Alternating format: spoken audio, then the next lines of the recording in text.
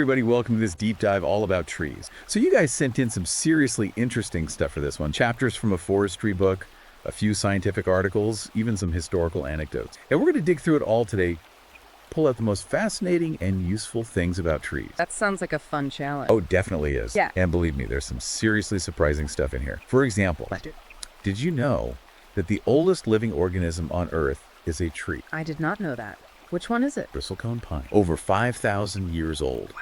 Think about all the changes that tree has seen. It really makes you think about our own place in history, doesn't it? And speaking of history, it's amazing how ancient cultures like the Egyptians and the Romans, they really revered trees, not just for practical use, but as symbols that were deeply woven into their cultural and spiritual practices. Yeah, and they even had sacred groves.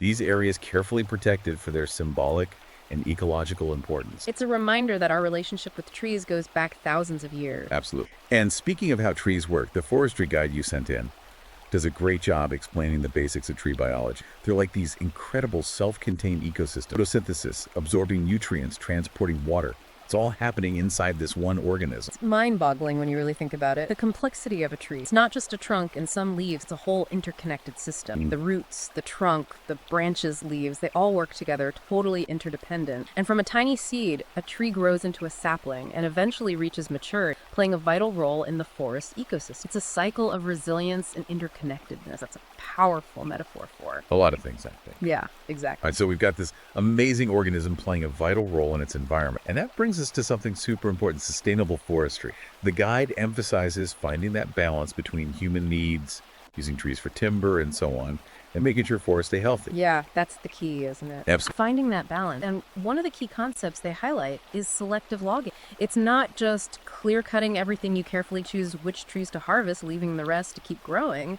It's a much more sustainable approach. Exactly. That's like managing a bank account, right? You can't just keep withdrawing without making deposit. Same with forests. The guide actually uses Costa Rica as a great example. They have a program that pays landowners to preserve forests, and it's been so successful they've actually reversed deforestation. Over half their land is now covered in forest. That's incredible. It's a really inspiring example. It is. It really shows that sustainable practices can work, and they can be incredibly effective both for the environment and the economy. For sure. Okay, so we've talked about how trees work and how to manage them sustainably. Of course, trees face all sorts of challenges too. And the sources you sent mentioned some pretty serious threats, especially from diseases and pests that can wipe out entire forests. Right, and those are becoming more and more common, unfortunately. Yeah, like the Dutch elm disease. Oh yeah, that one's devastating. This fungal disease spread by beetles.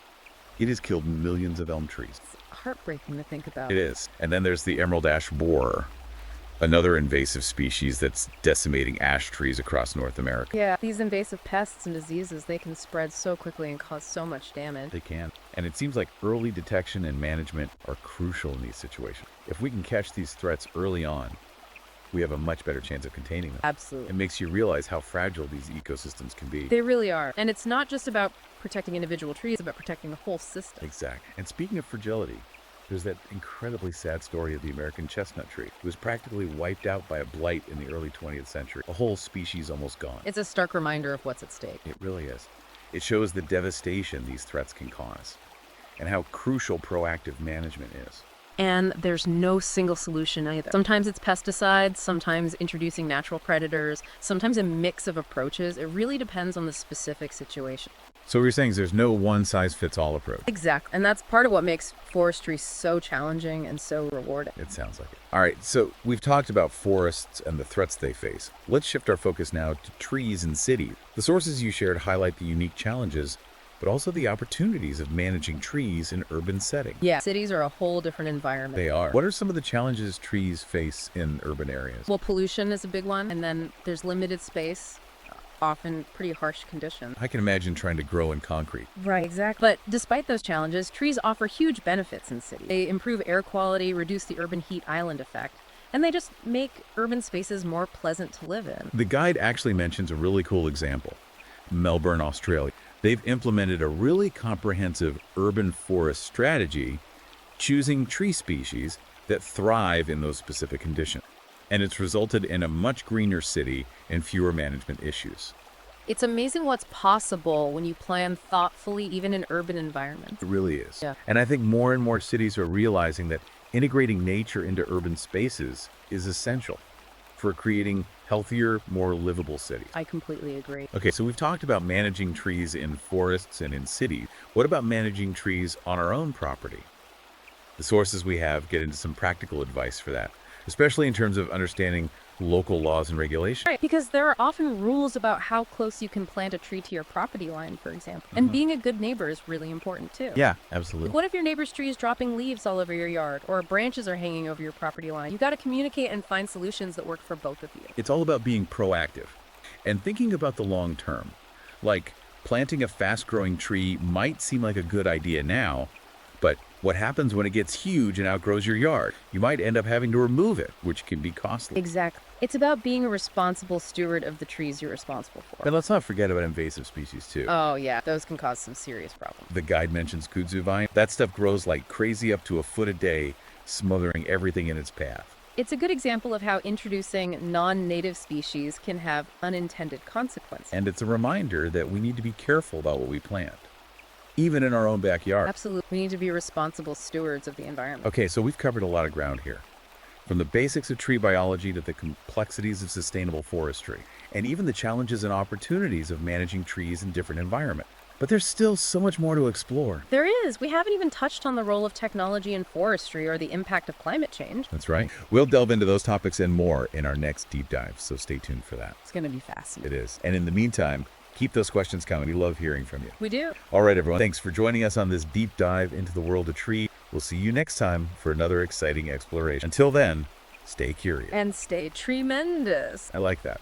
You know, thinking about responsibility, one thing the guidebook really emphasizes is the importance of risk assessment when it comes to trees, especially on private property. Yeah, that makes sense. Trees can be beautiful and beneficial, but they can also pose some serious risks if they're not properly cared for. Exactly. We're talking about things like falling branches, roots, damaging infrastructure, even the whole tree coming down in a storm. The guidebook even uses the term widowmaker to describe a broken branch just hanging there waiting to fall. It definitely is. That's why regular inspections are so important. You need to be on the lookout for signs of disease, pest damage, or any structural weakness. So it's not just about admiring the beauty of a tree. It's also about understanding the potential danger. And I guess that's where knowing a bit about tree biology comes in handy, right? Absolutely. And it's not just the tree itself, it's also about the environment and things like soil type, climate, even the tree's location relative to structure. All of these factors play a role. So a tree that's perfectly healthy in a forest might actually pose a risk if it's planted too close to your house or a power line. Right. And once you've assessed the risks, there are things you can do to manage them. The guidebook talks about preventative measures like pruning and cabling, as well as reactive measures like removing a hazardous tree. Tree removal, that sounds pretty drastic. It is, and it should always be a last resort. Trees provide so many benefits, so removing them should only be done when absolutely necessary, but sometimes it's the safest option. That makes sense. It's about weighing the risks and benefits, I guess. And speaking of benefits, let's shift gears and talk about the economic value of trees. I know this goes beyond just the price of lumber, right? Absolutely. Trees contribute to our economy in so many ways. They increase property values, reduce energy costs through shade and windbreak. They attract tourists, provide jobs, and even generate revenue through carbon credit. Wow, I hadn't thought about all of that. The guidebook mentions a study that found homes with trees in the front yard sold for an average of $7,000 more than those without. It really is. Trees are more than just aesthetic addition. They have real, tangible economic value. And of course, we can't forget about the role trees play in supporting wildlife and biodiversity. Absolutely. Trees provide food and shelter for countless species. From insects to birds to mammals, they're essential for maintaining healthy, functioning ecosystems. The guidebook gives the example of the white oak tree. Its acorns are a vital food source for deer squirrels, even some bird species. It's amazing how interconnected everything is. Really, it's like a giant web, and trees are a major thread holding it all together. Speaking of history, I found it fascinating how the guidebook pointed out that ancient civilizations like the Egyptians and Romans had really sophisticated systems for managing their forests. They understood that trees were more than just resources. They were integral to their culture and spirituality. That's so true. It's fascinating how our understanding of forests has evolved over time, for centuries. We mainly saw forests as sources of timber, but today we recognize their broader ecological and social value. And that shift in perspective has really led to the rise of sustainable forestry practices, hasn't it? Exactly. It's about managing forests in a way that balances our need for timber with the long-term health and resilience of the ecosystem. And technology is playing a huge role in modern forestry, too. The guidebook talks about tools like remote sensing, which uses satellites to monitor forests from space and GIS, which helps map and analyze forest data. It's incredible how these technologies are giving us an unprecedented understanding of our forests. We can track deforestation, identify areas of disease or pest outbreaks, and even model how forests might respond to climate change. It's like having a whole new set of eyes on the forest, isn't it?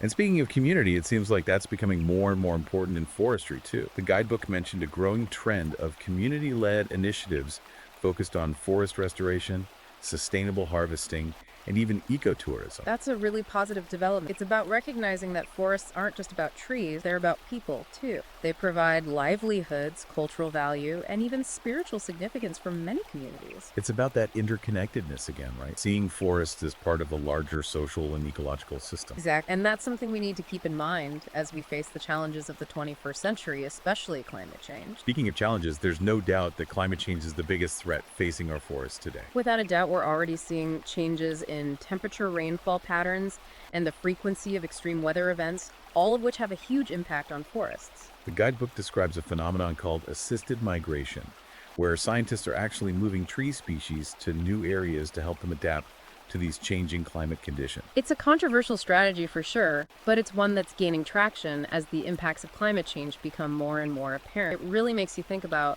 what the future of our forests might look like and how we can best help them adapt. It's a big question. Of course, reducing our own carbon footprint is crucial too.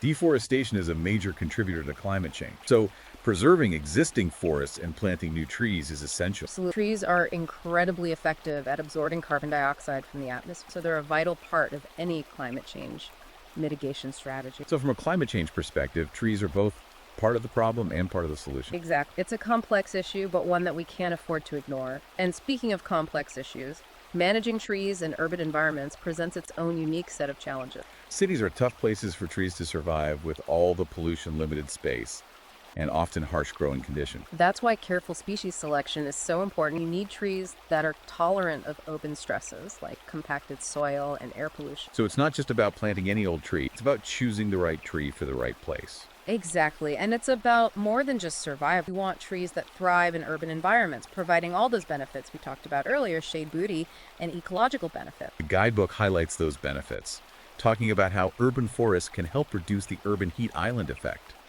improve air quality, and even boost people's mental well-being. It's amazing how much impact trees can have on our city. Even in small spaces, they're like little oases of nature amidst all the concrete and steel. But managing urban trees requires a different approach than managing forests, right? You're absolutely right. It's about working with the constraints of the built environment. Pruning is essential to prevent branches from interfering with power lines or buildings, and root management is crucial to avoid damage to infrastructure. Sounds like a delicate balancing act. And the guidebook also mentions the importance of community involvement in urban forestry.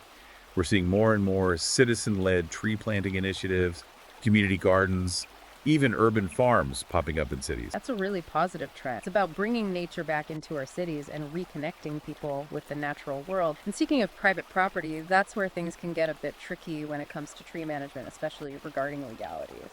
Yeah, the guidebook mentions that you really need to be aware of your local laws and regulations regarding tree removal, pruning, and even planting. Absolutely. There are often rules in place, and ignoring them can lead to fines or even legal action. The guidebook actually tells a story about two neighbors who ended up in court over a tree that straddled their property line.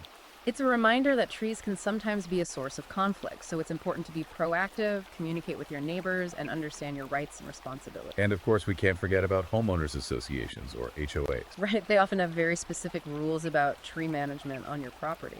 So whether you're dealing with a single tree in your backyard or a whole forest, the guidebook emphasizes the importance of regular inspections and maintenance. Exactly. It's about being a responsible steward of the trees under your care.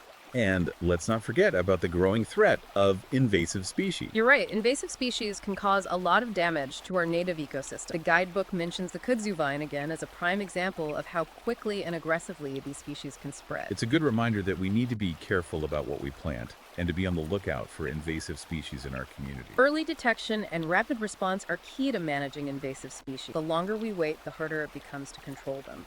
The guidebook also talks about the importance of public awareness. We need to educate ourselves and our communities about the dangers of invasive species and what we can do to prevent their spread. It really is a collective effort. We all have a role to play in protecting our native ecosystem. And speaking of collective efforts, The guidebook touches on a topic that I think is often overlooked: the relationship between tree management and public health. That's a really important connection. Trees have a huge impact on our health and well-being in ways we don't always think about. They clean our air, reduce noise pollution, provide shade, and even encourage physical activity.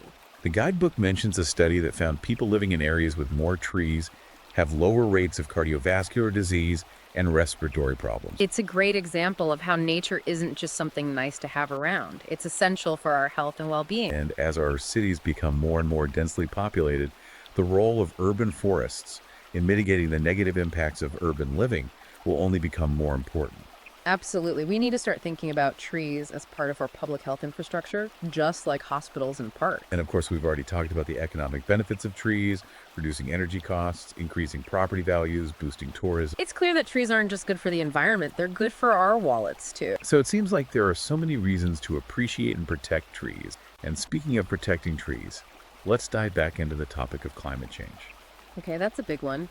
Trees are our allies in the fight against climate change. They absorb carbon dioxide from the atmosphere, storing it in their wood leaves and roots. The guidebook mentions that a single tree can absorb up to 48 pounds of carbon dioxide per year. Imagine the impact of an entire forest. It's incredible, and it's why deforestation is such a serious problem when we cut down forests. We're not just losing trees, we're losing carbon sinks that are crucial for regulating our climate.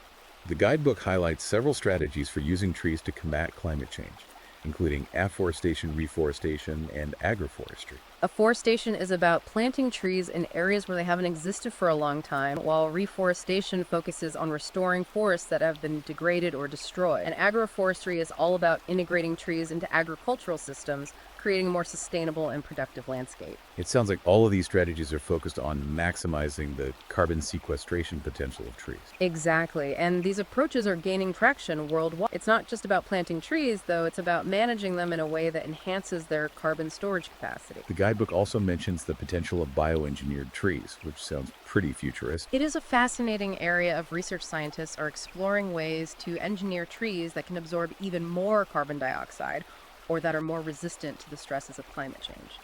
It's a reminder that we need to be innovative and creative in our approach to tackling climate change, and trees can be a powerful tool in our arsenal. Absolutely. Trees are a gift, and it's our responsibility to protect and utilize them wisely. And speaking of wisdom, I think it's important to acknowledge the role of indigenous communities in tree management. That's a great point. Indigenous communities around the world have been managing forests sustainably for centuries. They have a deep understanding of these ecosystems and a wealth of traditional knowledge that's invaluable for modern forestry. You're right. The guidebook highlights several examples of how indigenous communities are using traditional practices from controlled burns to selective harvesting to manage their forests. These practices have been honed over generations and are often more effective and sustainable than modern methods. The guidebook also mentions the importance of respecting indigenous land rights and involving indigenous communities in decision-making processes related to forestry. It's about recognizing that indigenous communities are often the best stewards of their own land. Their knowledge and experience are essential for effective forest management. And it's about ensuring that the benefits of forestry are shared equitably with indigenous communities. Exactly. It's about justice, sustainability, and recognizing the interconnectedness of all living things. And speaking of organizations working to protect forests, let's not forget about the role of conservation organizations. Right. Those groups play a vital role in protecting and managing our forests. They work on so many different levels, advocating for policy changes, carrying out on-the-ground conservation efforts, and raising awareness about the importance of forests. The guidebook highlights some of the big international organizations like the Rainforest Foundation and the World Wildlife Fund, which are working to protect forests around the world. Those organizations are doing amazing work, often in very challenging and dangerous conditions. They're fighting deforestation, illegal logging, and the impacts of climate change. And it's important to remember those local conservation groups too.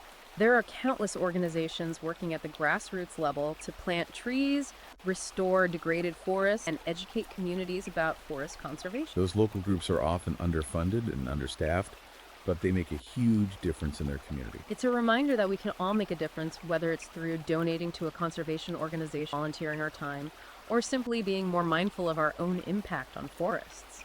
And speaking of different approaches to forest management, The guidebook takes a look at some specific examples of practices from around the world. One fascinating example is the reforestation project in Costa Rica. We mentioned this earlier, but it's worth highlighting again. This country was once losing its forests at an alarming rate, but thanks to government policies and community involvement, they actually managed to reverse deforestation and significantly increase their forest cover. It's a remarkable success story and proof that positive change is possible. Another interesting example is the sustainable forestry practices in Sweden. They have a long history of managing their forests for both economic and ecological benefit, using techniques like selective logging and replanting to ensure the long-term health and productivity of their forests. It sounds like a model that other countries could learn a lot from, but with all the challenges facing forests today, it makes you wonder what the future of tree management will look like. That's a big question. As we've discussed, climate change is one of the biggest challenges we face. It's already having a significant impact on forests around the world, and those impacts are only going to intensify in the coming years. The guidebook mentions that we're seeing changes in tree growth pattern, more frequent pest and disease outbreak, and even shifts in the distribution of tree species. And these changes are happening faster than many species can adapt, which is a major concern. It's a sobering thought, but there's also a lot of exciting research and innovation happening in the field of forestry. Absolutely. One area that's particularly promising is the development of climate-resilient tree species. Scientists are working to identify and breed trees that are more tolerant of drought, heat, and other stresses associated with climate change. And the guidebook also talks about the increasing use of drones and other technologies for forest monitoring and management. These technologies are giving us new tools to track the health of our forests, identify areas of concern, and respond more effectively to threats. It really feels like an exciting time to be involved in forestry. We have more knowledge and tools than ever before to make a real difference. You're right, and it's more important than ever that we do. So the health of our forests is inextricably linked to the health of our planet. Wow, it really is incredible how much we rely on forests. Even if we don't always realize it. We've covered a ton of information in this deep dive, but I think it's worth taking a moment to recap some of the key takeaways. Yeah, I agree. It's easy to get lost in the details sometimes. It's good to step back and see the bigger picture. Absolutely. So what would you say are the most important things to remember about trees and forest management? Well, I think the first takeaway is that trees are so much more than just sources of timber. They played a vital role in our ecosystems, our economy, and even our personal health and well-being. It's like we've been saying throughout this whole deep dive, it's all interconnected. Exactly. And because of that interconnectedness, we need to manage forests responsibly, thinking about the long-term health of the ecosystem and the needs of future generations. The guidebook really emphasizes sustainable forestry practices like selective logging, replanting, and agroforestry. Right. Those practices are all about finding a balance between human needs and the needs of the forest. It's not about exploiting forests, it's about working with them. And we also need to be proactive in addressing the threats facing our forests, whether it's invasive species or climate change. Absolutely. Early detection, rapid response, and collaboration are key to tackling those challenges effectively. It sounds like there's a lot we can do both individually and collectively to protect and preserve our forests. There really is. And I think it's important to remember that forests aren't just about trees, they're about people too. That's a great point. Forests provide livelihoods, cultural value, and a sense of connection to the natural world for so many people around the globe. And that human connection is something we need to celebrate and nurture. Well said. This deep dive has really opened my eyes to the incredible complexity and importance of trees and forests. I hope our listeners feel the same way. Me too. It's been a fascinating journey. And if anyone wants to keep exploring this topic, I highly recommend checking out The Modern Man's Guide to Forestry. It's available on Amazon Kindle and Google Play Books. It's full of even more insights into this incredible world. Great suggestion. Thanks for joining us on this deep dive into the world of trees, everyone. We'll see you next time for another fascinating exploration. Until then, stay curious.